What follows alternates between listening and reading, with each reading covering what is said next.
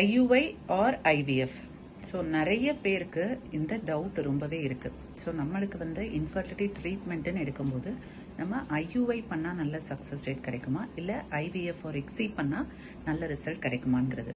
So IUI பொறுத்த வரைக்கும் நம்மளுக்கு வந்து நிறைய பேராமீட்டர்ஸ் செக் பண்ணி பார்த்துட்டு அதெல்லாம் நார்மலாக இருந்தால் ஐயுஐக்கு ப்ரொசீட் பண்ணலாம். அதாவது அந்த லேடிக்கு ஹார்மோன் லெவல், அந்த ஏஎம்ஹெச் லெவல் எல்லாம் நல்லா இருக்கணும், அண்ட் டியூப்ஸ் ரெண்டும், ஃபெலோப்பியன் டியூப்ஸ் ரெண்டும் பேட்டண்டாக இருக்கணும், அண்ட் ஸ்பெர்ம் ஃபேக்டர் நார்மலாக இருக்கணும்.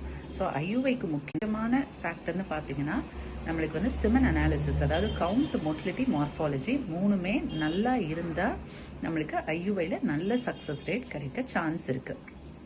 ஜென்ஸுக்கு பிரச்சனை இருக்கும்போதும், ஃபெலோப்பியன் டியூப்ல பிளாக் இருக்கும்போதும், இல்லை எக் ரிசர்வ் கம்மியாக இருக்கும்போது, இல்லை மேரேஜ் ஆகி ரொம்ப வருஷங்கள் ஆயிடுச்சுன்னா நம்ம இக்ஸி ப்ரொசீட் பண்ணுறது நல்ல ஆப்ஷனாக இருக்கும்.